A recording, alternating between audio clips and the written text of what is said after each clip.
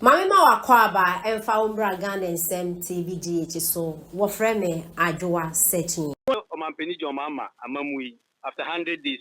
Say now so system unyanefa. Me hu hwe oba obehye yebo 100 days no. Obesita obema ewiase aye from mama ye hu hwe o ene ye makotro wasi ye twia tama obampani akufado woso no ye ntwia hwe kapre kra ye ntwia bi enko ka omma ye nka enema ekoso no yende ye hu so ye hu hwe nti yende ye mpa ye bone se eda wo hye enfia pem eye dakro pe emre ni bedru na yen ya yankoto aba no yebeka koto ama NPP amemu asamba o ma me pacho e akọ market ukojo ma ho market no eniema no chese tuwa no moto so ene ukoto provisions ama oba unkita 20 million 30 million na unto provisions ade ukoso so nkete sa oba na nje nko so ene omampani mreso no akufado mreso no na mosi emu odin o but na wo ye adwuma na ye to ema wo nya sika ede ye de ode beye ene de ye oye kra wo be kasa once na etwa ho hia ye nto na efa like bi sem ni water bi sem like be no ya toto so te se ko to prepaid and chena sta uni obi na share prepaid de bia ntokwanko a eja dem te se o man na ye wo mu na kasa eja emu ena ye wo nti ye twen se ba wo mia e ba be ye firi chenim eno na ye se ye twen openu asem bi obesa mami misano na ose neba control wasi watua neba no ko school he na watua misano na ose neba control wasi watua neba no ko school he na watua sai amun sheda enji se ebia eye wasifi ade achia twia 2 million ade achia twia 50 Ghana ade achia twia sei ta na omo ndi wanga sa wo ba eturo bia na me ba chiro bi e wo sectek wo bo ka sai o se amun sheda anyida ni sei o se omo se bibi sa ye ko twia we se ne akola ni 2 million baby 1.5 oya awofo na wo ba egi scan wazi scan ye bibibi na send man ni de se emu awerem kakra emu awrem no me frɛ house master busana o se omo twia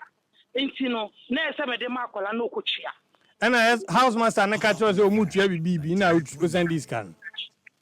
enti no me no ho no kra de ana me pese me kasa me pese me de ni ko school china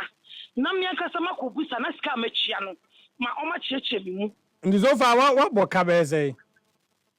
oh ebe 3.5 but omu wie ye nti se index na mama ye nti enim ne ebe ko ye nim se tia nti o chana me de ne kwa e na me fifi mu na mo san yi ba ti ye ya beka na ewo mu nyina de akere mo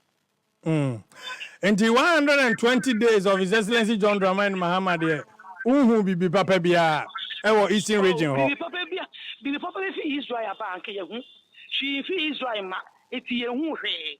Me da se. Ma me ne me central ni nkomo. Judge. Endi o fa Eastern region no many ade they say more new Eastern regional minister. Ono nso na dwumadi a wodie amanfo efili ne presence ana womo a mampanyi epa womo se omu enko various district and municipal assemblies no nso say na sitie omu manfo age omu atomawie twasanfo nyine nkyerem the new administration Eastern region enya new minister ne take charge ene se de sitie no ehon so nsem te say ayo mi jabe ma eye MC for the ne de eye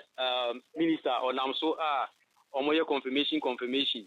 enti omakoye kwawudi mienu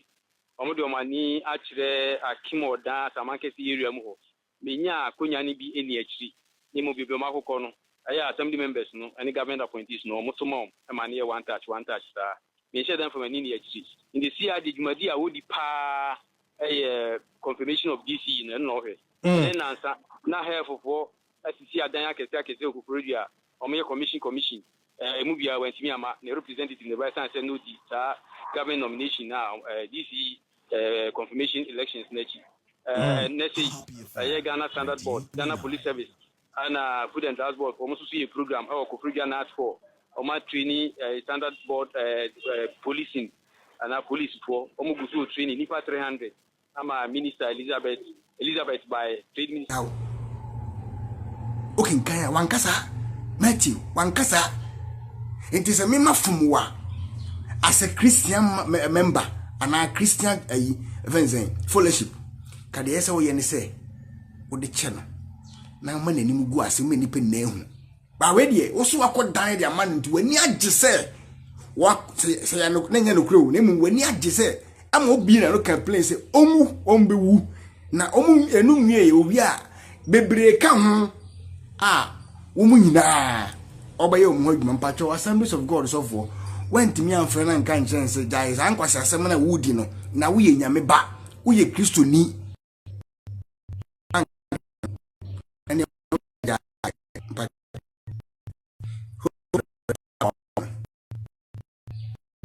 kwanya ba kwaso asa of an video ni amra o teme kan twanto obwa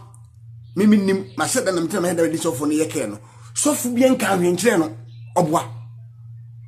sofo bi ni ho waka hwe ahye no de eba no wo yire no se o mistake a enim guase e beto no se o mpefe se o mistake a ne yire adaja e beba bonten na wonim enti wo ba ye kuku se na bere ohun sa manfo kensem no hu se da bi so mistake a enim guase e beto no Assembly of God for mpacho ka kire ne se papa we ne beda da nkrofo orochira ha ebegigi ma hu sika se wo de koto o de kofa lawyer ane David ni tunu Jonas ehun tokwa obeda da nkrofo gi sika tuturi die owie mu musa Assembly of God for musa se lawyer ne we wo de koto kote